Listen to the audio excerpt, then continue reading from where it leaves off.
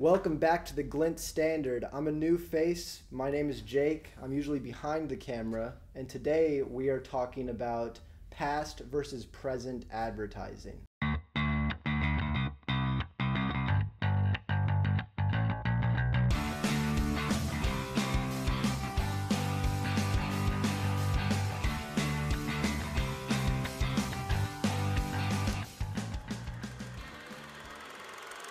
We have our senior advertiser with us today. You've probably all seen him before. Senior like experienced senior or senior like just old? Whichever way you'd like. I'd say a little bit of both. Okay. But fair enough. I am obviously the younger version. So how was it back in the day? How would you go about, because you didn't have Photoshop, Illustrator. What was like your tool to my Illustrator? Wow, that goes back a long way. You go back to, how far do you want me to go back? Like to the early days or All my the way. days?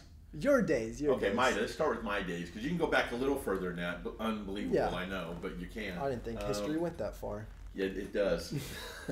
I wasn't using stones and chisels when I started. Dang, it's unlucky. But it probably wasn't a lot different. Yeah. We had, back then, you had to be able to draw. If you were an illustrator, you drew. That way you could draw products or images of people to get the expression across. You could also use photography, but reproduction became a little bit tougher. We had what you call paste-up boards. We have a machine that I call the Blue Dinosaur, and it is a big, maybe a 6 foot by 4 foot, big old piece of machinery.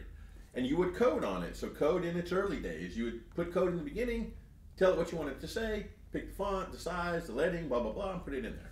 And hit send, and it would go and just start creating this and burning that type onto a wax strip.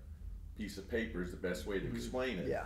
And you would put font strips into this machine, so it's a very manual process as well.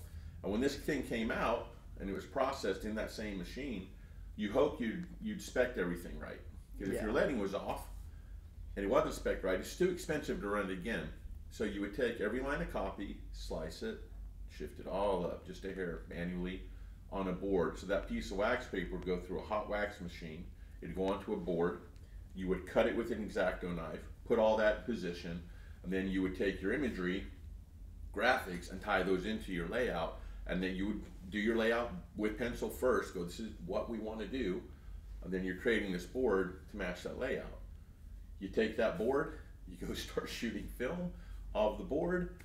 You had ruby lith layer masks. So if you think about Photoshop, what you're familiar with, you've got layers. Well, we had those too, but they were actual real pieces of ruby lith that you would cut out the areas you wanted to be a certain color, and you would shoot that by itself. Crop marks on everything, and target marks, that's how you aligned everything when you got on the press. So you would take all that, go into the back darkroom, shoot them all individually on film. You would process that film. You would then take it and burn them onto a plate. You'd process the plate went onto the press started running, and that's how you'd get a brochure, or an ad, or whatever that is. That's a big overarching view of kind of what it was like. Very manual. You had to be very good at what you did, because you couldn't rely on computers. Yeah, I have two things to say about that. Oh, okay. First off is you said it wasn't so old you were using, rock and chisel, but you were working with dinosaurs. So probably a little earlier than that. Also, it explains why when we are working today in the modern world, why you are very particular on getting it done the right way the first time. And it's almost because you couldn't make those mistakes back in the day. That's funny you say that, because that probably is a big driving force on a lot of the decisions that I make. Yeah. That although you can make a lot of mistakes and start over, and it's a little more forgiving now, and I'm not saying you don't have to be as good, but if you're not that good, you can still get an entry point into this industry a little bit. You can kind of wiggle your way in just through, process of failing and repeating with a new thing, and it's very fast nowadays. Doesn't really cost you anything but time. I can go through 100 different ways to do a process in 10 minutes. With a click of a button. And so I don't know, just out of my perspective as a young person, I feel like other younger viewers might agree that it's actually the opposite nowadays, where people will do the mistakes until they kind of have it in their mind, instead of like a trial and error process. And then, once they've had the trial and error process, then, they don't have to do it every time. But there's not as much of a fear of making a mistake, So people just keep trying nowadays with the speed of everything, Yeah, I mean, that makes a lot of sense, actually, when you say it like that. Because if you messed up then, it wasn't just time you had to recover all the material as well. And it did get very expensive, or could get very expensive. Yeah. That's why you had multiple layers of people as well. Managers, creative directors, art directors. We still have those today. Yeah. But they're looking at all those details before they go to the next step, because you're trying to minimize redoing things. Yeah. Right? One thing I was going to ask is, I feel like you might have a romanticization of that period, and that if that's how it was, you'd kind of like it to be like your little artsy craft, or do you like it more nowadays? Which one would you say you prefer? Whew. I really like both for different reasons. Back then, it truly was a craft, as well as a business. And if you were an artist, you were an artist. Whether you were doing a paste-up artist, an illustrator, a photographer, anything like that. It was harder to get in, and you had to be really, really good. Yeah. And you had to have that natural creative talent. I think the way it is today, if you have that natural creative talent, there's more outlets for you. And it's easier. The point of entry is easier, and there are a lot of tools that can help, and stock and things like that can help you get there a little bit quicker, where back then we didn't have stock. If you had stock, you actually went and got a piece of film that somebody shot, and you licensed it, and you used it, and you could only use it for a certain amount of time. Now you have lots of royalty free and things like that. So I think the mix is better, but one thing I do like about today is and I've said this before, and this is probably where it's coming from, I solve the problem first, to create a layout, create an advertising piece that works. Mm-hmm. But now I've got the freedom to go play. Can I make it better? Yeah. Ooh, what can I do this? Can I use this tool to make it better? Even when the product's done, you're still like, I still have that opportunity where, the night before I'm going to present this to the client, I can go make a little change. If I want to, if you want to, but you probably won't. But I think it lets me be more. My creative freedom is bigger. Where back then, all your creative freedom was in the beginning, and once you pinned it down, you went. That's it. And that's pretty much it. Now, your creative freedom is in the beginning. You pin it down. Now you go, ooh, what if this? Ooh, what if that? And you can spend a couple more hours playing with that, and maybe it makes it better. And if it doesn't, that's okay. Yeah. But you get to really explore it at that point a little bit more. Which can get you into trouble sometimes. You can lose sight of what the idea is, and you become, like I say in our industry, we're not artists. Yeah. We're advertisers. If you want to be an artist, then go pick up the brush and go down that world. We are creating what we need to create to sell, and you got to know when to stop with that, right? When you're a true artist, you're creating it to be what it needs to be. Yeah.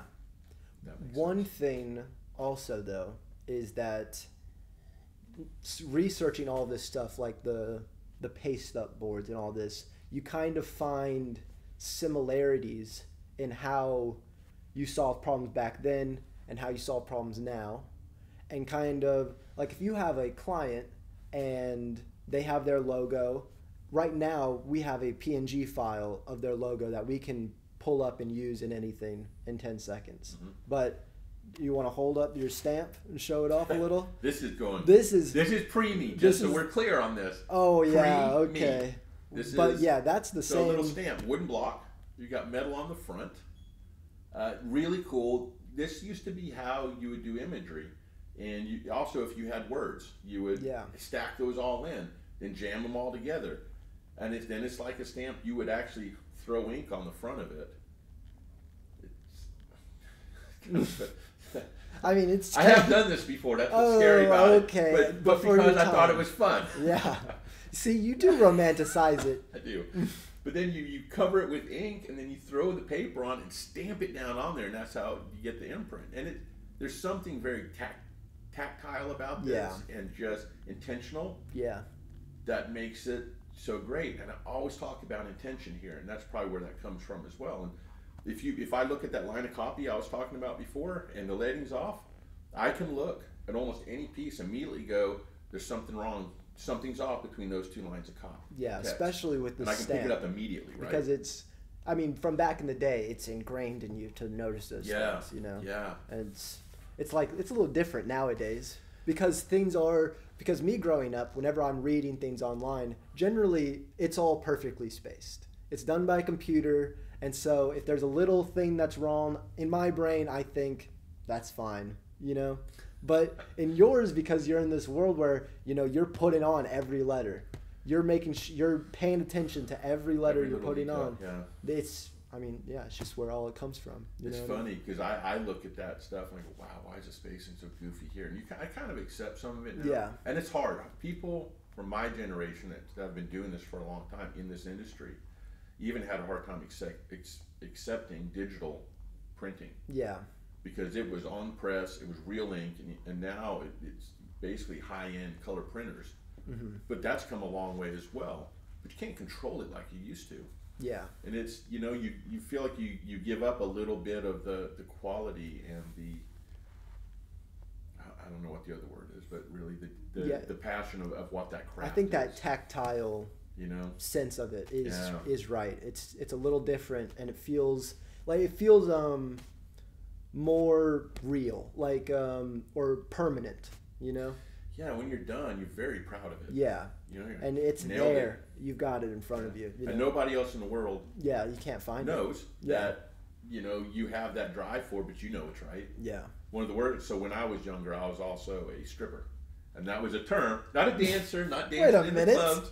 It was a term where you would take these. That's the title of the job, where you would go into the dark room and you would strip the film together. Yeah. To make all the layers and the colors and making the plates correct, because you don't want to get on press and stuff's not lining up. So there's a job, that's what it was. And me being in the industry all the time, I would go out and go, well, what are you? Well, I'm a stripper. Yeah, yeah. What? And then you got to explain it. So that's kind of fun. So you used to be a stripper who went into a dark room and stripped. Okay, I mean. No, not like that. Oh, okay, my bad. Yeah. That's a whole different story. Oh, yeah, that was a few years later. Yeah.